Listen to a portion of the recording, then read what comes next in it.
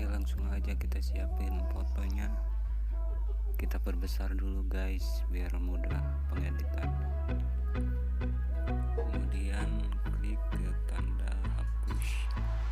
Kemudian kita hapus sedikit-sedikit dulu tepinya biar kelihatan rapi. Oke, buat kalian semua yang belum like bisa like dulu, yang belum subscribe bisa subscribe dulu. Dukung terus channel ini terus berkembang biar saya lebih semangat untuk membuat karya-karya yang lebih bagus lagi.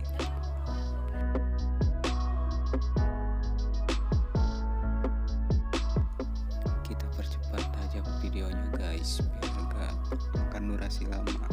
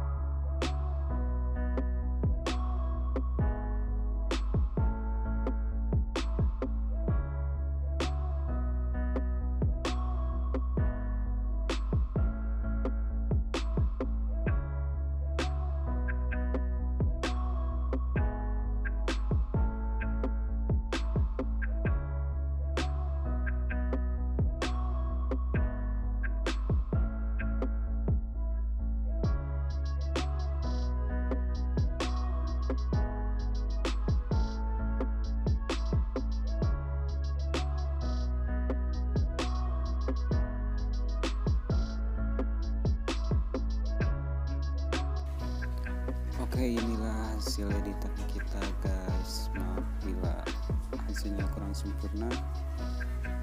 Yuk kita simpan aja dulu. Kita bikin buat thumbnail.